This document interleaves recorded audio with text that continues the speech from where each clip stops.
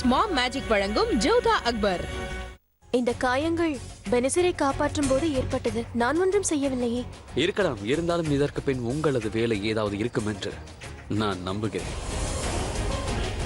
எனக்கு ஒன்றும் புரியவில்லை. அறிவாளிக்கு சின்ன ஆதாரம் போதும் ஜோதா பேகம். ஷெஹன்ஷா, நான் கேள்விப்பட்டது உண்மையா? எதற்காக சிப்பாய்கள் தங்கள் காவலுக்கு வருவதை தாங்கள் தடுத்தீர்கள்? படகோட்டியை எதற்கு அனுப்பினீர்கள்? நீங்கள் இவ்வாறு செய்து கொண்டிருந்தால் பிறகு நான் தான் ஏதாவது செய்ய வேண்டும். ருக்கையா, நீ கவலைப்படுவது போல் நடிக்கவில்லை. உண்மையாகவே கவலைப்படுகிறாய் என்ற விஷயம் எனக்கு தெரியும். இதில் ஒரு மகிழ்ச்சியும் உண்டு. இத்தனை நடந்த பிறகும் நான் நன்றாகத்தானே இருக்கிறேன். பார். இல்லை ஷெஹன்ஷா, தாங்கள் கூறுவது போல இங்கு நடக்கும் அனைத்தும் சரியாக இல்லை. உங்கள் பாதுகாப்பில் உங்களுக்கு அக்கறை இல்லாமல் இருக்கலாம், ஆனால் எனக்கு இருக்கிறது. ஷெஹன்ஷா,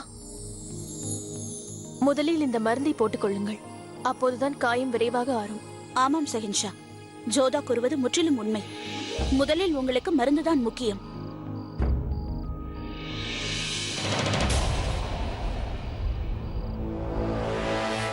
என்னிடம் கொடு, நான் இதை அவருக்கு போட்டு விடுகிறேன்.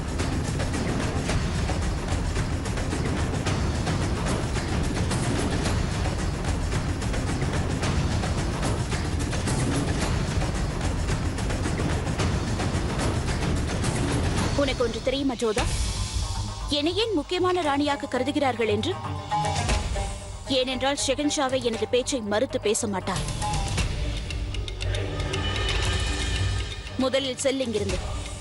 எனக்கும் ஷெஹன்ஷாவுக்கும் இடையில் மூன்றாவது நபர் இருப்பதை நான் விரும்ப மாட்டேன். போ இங்கிருந்து.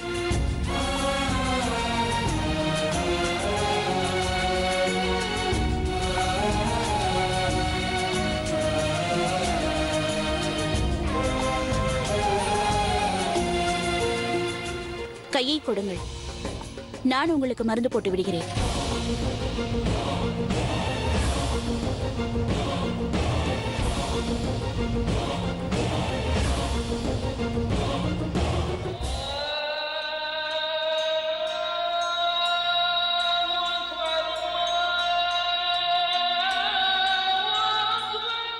ஆதாப் அத்தை. ஆதாப் சலீமா பேகம், நான் தங்களை சந்திக்க நினைத்தேன். அமருங்கள்.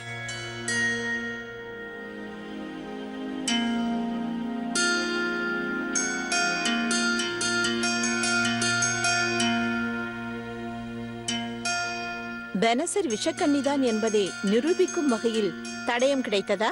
பெனசர் விஷக்கன்னிதானா? இல்லை அத்தை, இதுவரை அவளுக்கு எதிரான தடயம் எதுவும் கிடைக்கவில்லை. வித்தியாசமாக எதுவும் நடக்கவும் இல்லை. ஆனால் ஜோதா பேகம் அதை பார்த்திருக்கிறார். அது மட்டும் இல்லாமல் பெனசிர் ஷெஹன்ஷாவை நெருங்காமலும் பார்த்து கொண்டார். எவ்வாறு? அது எவ்வாறென்றால்,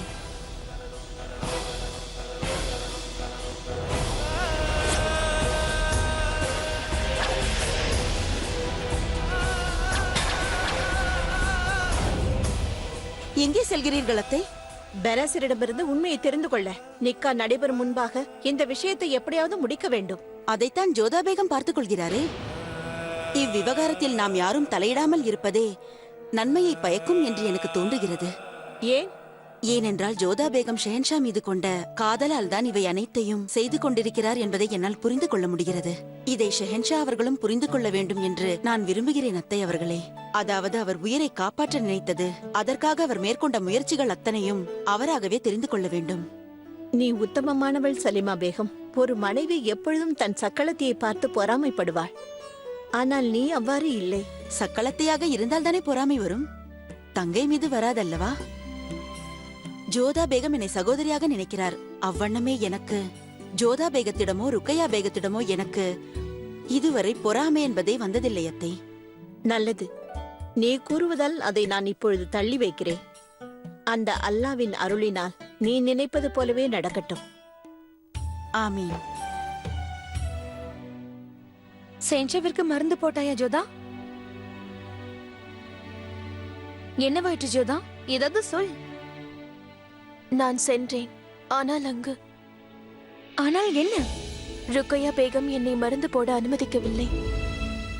என்னை அங்கிருந்து அவர் செல்லும்படி கூறிவிட்டார். ஷெஹன்ஷாவும் அதை மறுக்கவில்லை. மறுக்காமல் எவ்வாறு இருப்பார்? காயத்தை ஏற்படுத்தியதே நீதானே? இல்லை மோதி, அவ்வாறு இல்லை என்றால் எதற்காக சேஞ்சாவிடம் அடிக்கடி செல்கின்றாய்? ஏன் உன்னை குற்றவாளி என்று எண்ணி தண்டித்துக் கொள்கிறாய்? சேஞ்சாவிற்கு உன் மீது கோபம் இருக்கும் பொழுது நீ ஏன் அவரிடம் செல்கின்றாய்? நீ கூறுவது சரிதான். ஷெஹன்ஷாவுக்கு என் மீது கோபம், ஆனால் எனக்கு அவர் மீது கோபம் இல்லை. அப்படியா? சேஞ்சா பெனசிரை திருமணம் செய்து கொள்ள போகிறார், இருந்தும் உனக்கு கோபம் இல்லையா? போதும், நிறுத்து மோதி. அனைத்தையும் தெரிந்து கொண்டு வேண்டுமென்றே பேசுகிறாய்.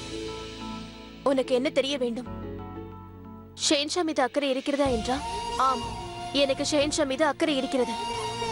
அதுவும் இல்லாமல் ஒரு கணவன் விஷ கன்னிகையிடம் சிக்க இருக்கிறார் என்றால் அவரை காப்பாற்றுவது ஒரு மனைவியின் கடமை அல்லவா?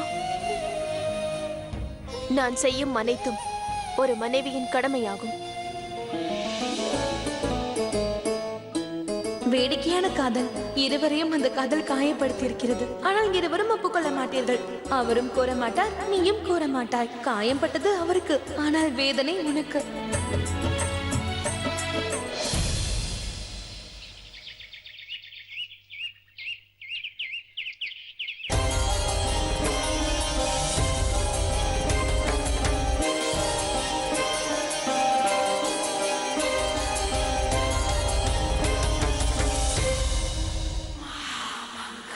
ருக்கையா பேகம், நலமாகத்தானே இருக்கிறீர்கள்? நீங்கள் மிகவும் கோபமாக இருக்கிறீர்கள் என்றும் உதயத்திலிருந்து எதுவும் உண்ணவில்லை என்றும் ஓஷியார் கூறினான். சிற்றுண்டியோ மதிய உணவோ எதுவுமே எடுக்கவில்லை என்று கூறினான். அப்படி என்ன ஆயிற்று ருக்கையா பேகம்? எனக்கு சாப்பிடுவதற்கு மனம் இல்லை.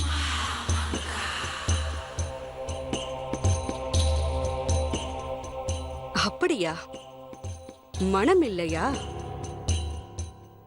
மாஷா அல்லாஹ், ஏற்கனவே உங்கள் ஆரோக்கியம் பிரமாதமாக இருக்கிறது. இப்படியே கோபித்துக் கொண்டு உண்ணாமல் இருந்தீர்கள், அடுத்த முறை வேட்டைக்கு செல்லும் பொழுது ஏதாவது ஒரு பறவை தங்களை தூக்கி கொண்டு பறந்துவிடும். ஜோதா ஜலாலை தனியாக விட்டால் தானே என்னால் அவரோடு சேர்ந்து வேட்டைக்கு செல்ல முடியும். எப்பொழுது பார்த்தாலும் ஏதாவது ஒரு சாக்கை வைத்துக் கொண்டு அவரை சுற்றி சுற்றி வருகிறார். இப்போது புரிந்து விட்டது. உங்கள் கோபம் உணவு மீது அல்ல, கோபம் பேகம் ஜோதாவின் மீது. நல்ல வேளை நான் உங்களுடைய கோபத்திற்கு காரணத்தை தெரிந்து கொண்டேன். பேகம் ருக்கையா, இதை உண்பதில் எந்த தவறும் இல்லை. இவள் மீது கோபப்படாதீர்கள், நான் தான் இவளை அழைத்தேன். இந்தாருங்கள், இந்த பழத்தை உண்ணுங்கள் பேகம் ருக்கையா. பேகம் ருக்கையா, எனக்காகவாவது இதை உண்ணுங்கள். பேகம் ஜோதாவை நான் எதிர்த்து போராடும் இந்த போராட்டத்தில் என் அணியை சார்ந்தவர் ஆரம்பத்திலேயே சோர்ந்து போவது நல்லதல்ல. சாப்பிடுங்கள்.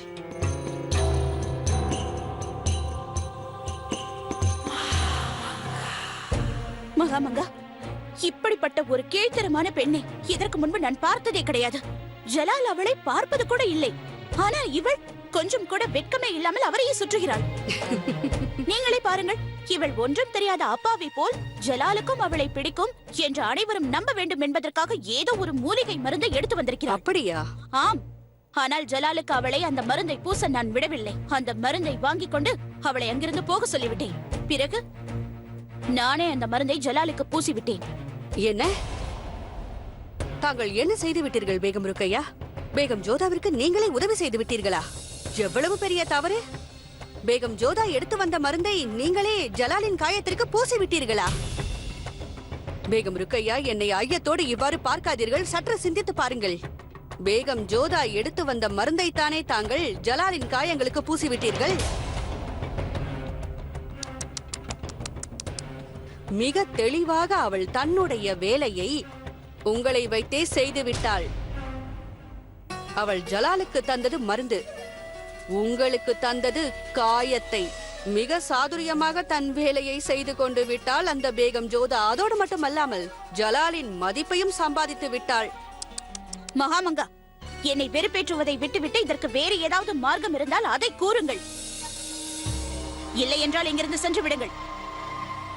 பேகம் ருக்கையா, என்னை மன்னித்து விடுங்கள். தங்களுடைய காயத்தில் மருந்தை பூசுவதற்கு என்னிடம் உபாயம் இல்லை. ஆனால் உங்களின் இன்னல்களை போக்க என்னிடம் ஒரு வழி உள்ளது. அது என்னவென்று கூறுங்கள். அவரை ஆக்ராவிலிருந்து தூரமாக விரட்டி விடுங்கள்.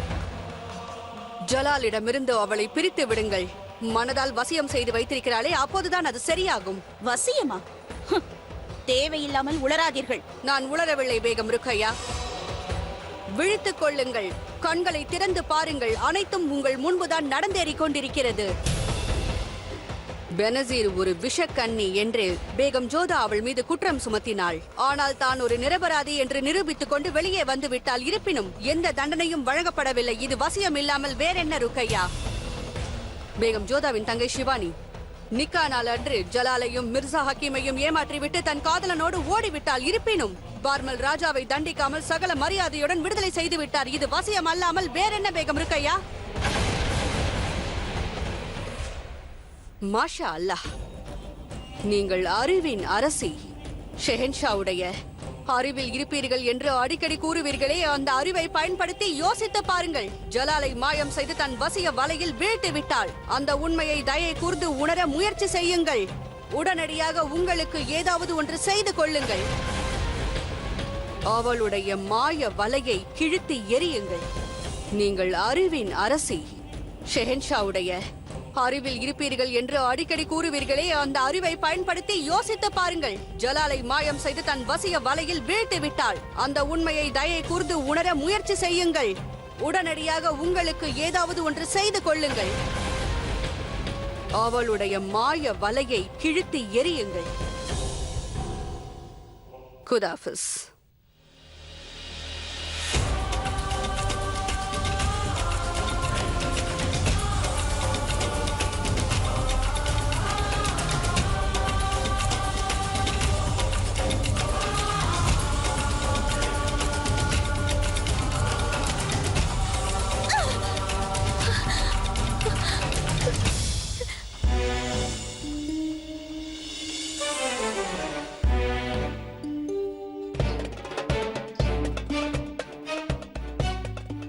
இந்த பழங்கள் எல்லாம் எனக்கு ஒன்றும் வேண்டாம். எனக்கு என்னுடைய விஷம் வேண்டும். இந்த தர்பூஸ் உனக்கானது அல்ல. ஆனால் இதனுள் இருக்கும் ஒன்று உனக்கு நிச்சயமாக பிடிக்கும். நீ என்ன கோருகிறாய்? அது சரி, எனக்கு இதில் பிடித்த விஷயம் என்ன இருக்கின்றது?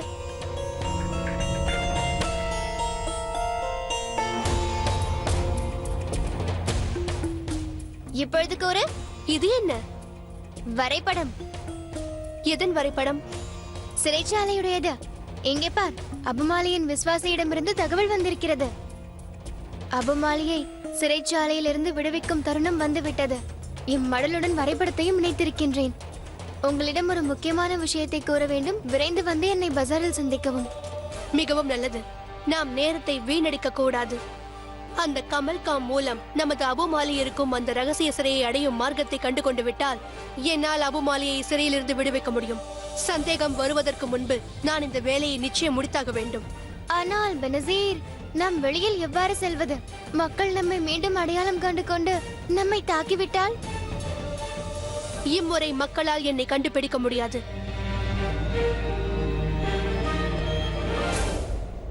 நான் இதை அணிந்து செல்வேன். இன்னொரு விஷயம், இம்முறை நீ என்னோடு வரப்போவதில்லை. நாம் இருவரும் ஒன்றாக சென்றால் பிறகு ஆபத்து எனக்குத்தான். அடுத்ததாக என்ன யோசித்திருக்கிறீர்கள் ஜோதா பேகம்? பெனசருடைய அடுத்த திட்டம் என்னவாக இருக்கும் என்று யோசிக்க முடியவில்லை. நம்மால் முடிந்தது அவளை கண்காணிப்பது மட்டுமே. சந்தேகப்படும்படி ஏதாவது ஒன்று நடந்தால் அதை தெரிந்து கொள்ள வேண்டும். அதனால் லாபம் இருக்கும் என்று நினைக்கிறீர்களா? தெரியவில்லை. ஆனால் குறைந்தபட்சம் பெனசர் எங்கு செல்கிறாள், என்ன செய்கிறாள் என்ற செய்தியாவது நமக்கு தெரிய வரும். இதை தவிர நமக்கு கைவசம் வேறு எந்த மார்க்கமும் இல்லை. ஆனால் அந்த பெனசர் மிகவும் அறிவாளியாக இருக்கிறாள். நம்மை திசை திருப்புவதற்கு ஏதாவது திட்டம் தீட்டியிருந்தால்? அந்த சமயத்தில் தான் நாம் இன்னும் விழிப்புடன் செயல்பட வேண்டும். இப்போது இருக்கின்ற இத்தகைய இக்கட்டான சூழ்நிலையில் ஷெஹன்ஷாவை சுற்றி பலத்த காவல் இருக்கும்போது ஒரு சமயத்தில் பெனசர் நிச்சயமாக தவறு செய்வாள். அது போதும். அவள் செய்யும் தவறை நமக்கு ஆயுதமாக பயன்படுத்திக் கொள்ள வேண்டும்.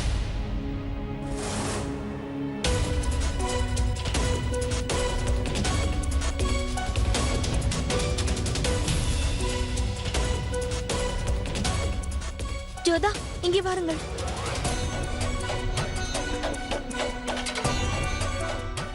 பார்த்தீர்களா, பெனசர் எங்கோ செல்கிறாள்.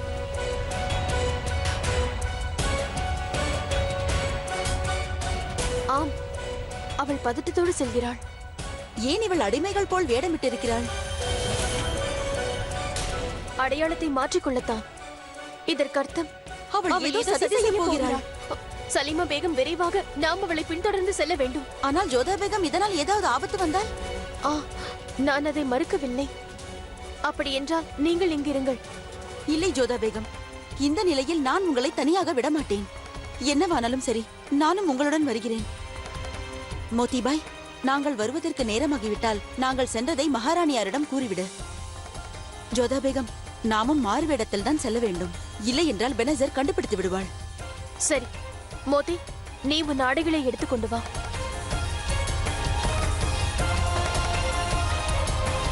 அவள் பதட்டத்தோடு செல்கிறாள்.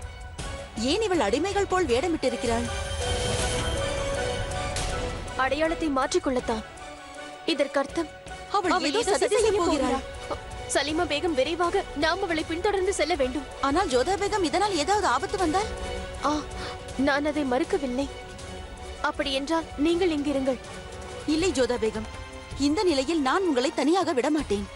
என்னவானாலும் சரி, நானும் உங்களுடன் வருகிறேன். மோதிபாய், நாங்கள் வருவதற்கு நேரமாகிவிட்டால் நாங்கள் சென்றதை மகாராணியாரிடம் கூறிவிடு.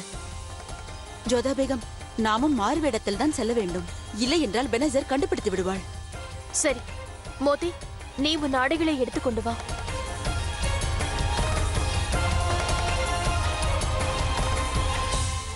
அக்கா அவர்களே, செந்தேரி போரை பற்றி ஏதாவது தகவல்? நல்ல தகவல் இருக்கிறது ஷெஹன்ஷா. மிர்சா ஹக்கீம் அவர்கள் நம்மை புறமுதுகில் குற்றியவர்களை அனைத்து திசைகளிலும் சுற்றி வளைத்து விட்டார். அவர்களுக்கு ஆயுதமும் உணவும் கிடைக்காதபடி செய்து விட்டார். ஆமீரின் இளவரசன் மான்சிங்கும் போரில் தனது ஆற்றலை வெளிப்படுத்தினார். எனக்கு பெருமையாக இருக்கிறது. அவர்கள் மீது எனக்கு நம்பிக்கை இருக்கிறது. அக்கா அவர்களே, மான்சிங் திரும்பி வந்தவுடன் அவருக்கு சுபேதார் பதவி அளிக்கலாமா? உன்னதமான ஆலோசனை ஷெஹன்ஷா. ஆனால் இடையூறுக்கு மன்னிக்கவும். அவர் வயதில் சற்று சிறியவர் என்று தங்களுக்கு தோன்றவில்லையா? பெரியம்மா அவர்களே, திறமைக்கு என்றும் வயதில்லை. ராஜ்யத்தின் பொறுப்புகளை நான் ஏற்றபோது நானும் வயதில் மிக சிறியவனாக தான் இருந்தேன். அது மட்டுமல்லாமல் மான்சிங் பொறுப்பானவர், நல்லவர். அக்கா அவர்களே, சிவானி மற்றும் அவளது காதலனை பற்றி ஏதாவது தகவல் கிடைத்ததா? கூறுங்கள். விரைவில் கிடைத்தவுடன் ஷெஹன்ஷா. நமது சிப்பாய்கள் இரவும் பகலுமாக தேடிக்கொண்டுதான் இருக்கிறார்கள். ஆனால் எந்த தகவலும் இல்லை. அப்படி என்றால் தேடுதல் பணிக்கு இன்னும் ஆட்களை சேர்த்துக் கொள்ளுங்கள். எப்படியாவது அவர்களை பிடித்தாக வேண்டும். ஆகட்டும் முசூர். அட்கா அவர்களே, ஷெஹன்ஷா மீது தாக்குதல் நடத்தியவர்களை பற்றி ஏதாவது தகவல் தெரிந்ததா? இன்னும் கிடைக்கவில்லை. மன்னித்து விடுங்கள் அட்கா அவர்களே. ஷெஹன்ஷாவினுடைய பாதுகாப்பு பொறுப்பு தங்களுடையது. நீங்கள் கூறுவது முற்றிலும் உண்மை. பெரியம்மா, என்னை தாக்கியவர்கள் என்னை சுற்றி இருப்பவர்கள் என்பது எனக்கு நன்றாக தெரியும். அதனால் நீங்கள் கவலைப்படாதீர்கள். அவர் யார் என்பதை நானே கண்டுபிடித்துக் கொள்கிறேன்.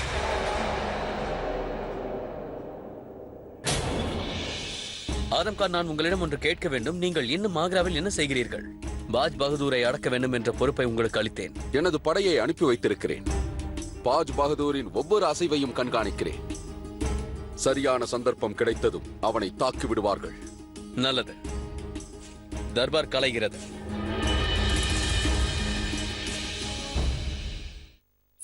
இந்த கமால் கான் என்னை எதற்காக இந்த மக்கள் இருக்கும் கூட்டத்திற்கு அருகில் வர சொன்னான்? நான் அவனை எவ்வாறு தேடுவது?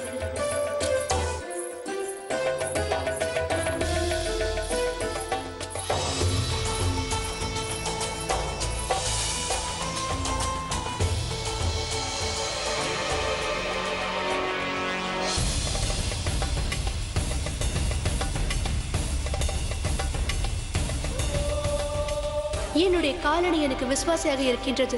சரியான நேரத்தில் உதவியுள்ளது. ஜோதா பேகமும் சலிமா பேகமும் தாசிகள் போல் வேஷமிட்டு வந்து கொண்டிருக்கின்றனர். அப்படி என்றால் அவர்களுக்கு என் மீது சந்தேகம் ஏற்பட்டுள்ளது. இந்த விதி என்னிடமிருந்து என்ன எதிர்பார்க்கிறது? நான் கமால் கானை நிச்சயம் சந்தித்தாக வேண்டும். ஆனால் இந்த ஜோதா பேகம் என்னை நிழல் போல் தொடர்ந்து கொண்டிருக்கிறாள். நான் என்ன செய்வது?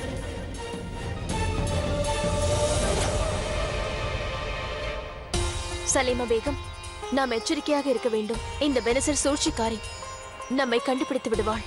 ஆம் ஜோதா பேகம், நாம் கவனமாக இருக்க வேண்டும். ஆனால் இந்த பஜாருக்கு அவள் எதற்காக வந்திருக்கிறாள் என்று எனக்கு புரியவில்லை. இது எனக்கும் தெரியாது. ஆனால் அவள் மாறுவேடமிட்டு வந்திருப்பதால் நிச்சயம் ஏதோ ஒரு ரகசியம் இருக்க வேண்டும்.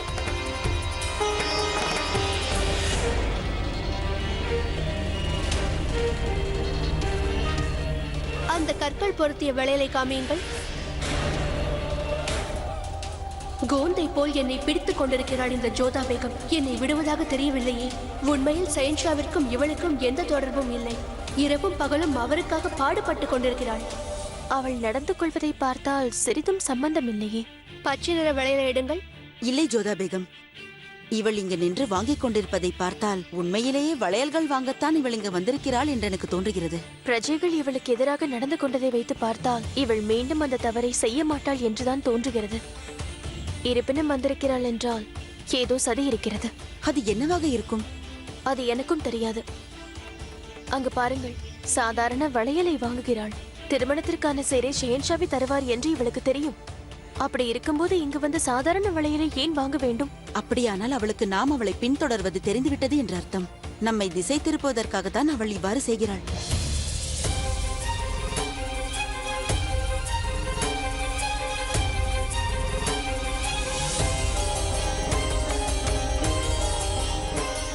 அவள் சென்று கொண்டிருக்கிறாள் ஜோதா பேகம். நிச்சயம் ஏதோ ஒன்று இருக்கிறது சலீமா பேகம். ஆனால் என்ன அது? வாருங்கள், நாம் மாளிகைக்கு திரும்பி செல்வோம். சரி. அனைவரின் கவனத்திற்கு எச்சரிக்கை! ஆபத்து, ஆபத்து! தர்கா அருகில் இருக்கும் கிணற்றில் யாரும் நீர் பருகாதீர்கள். அதில் விஷம் கலந்து விட்டது.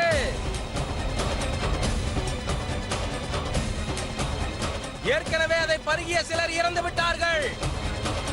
அந்த வழியாக சென்ற சில வழிப்போக்கர்கள் அந்த கிணற்றில் நீர் பருகி இருக்கிறார்கள். அருந்தியவர்கள் உடனே இறந்து விட்டார்கள். அந்த கிணற்று நீர் எவ்வாறு விஷமாக மாறியது என்று தெரியவில்லை. அனைவருக்கும் எச்சரிக்கை! ஆபத்து, ஆபத்து! இது பெனிசர் குதித்தாளே, அந்த கிணறைத்தானே கூறுகிறார். அட கடவுளே, பெனிசர் காரணமாக அந்த கிணறே விஷமாக மாறிவிட்டது. பெனிசருக்கு எதிராக நமக்கு மிகப்பெரிய ஆதாரம் கிடைத்திருக்கிறது ஜோதா பேகம்.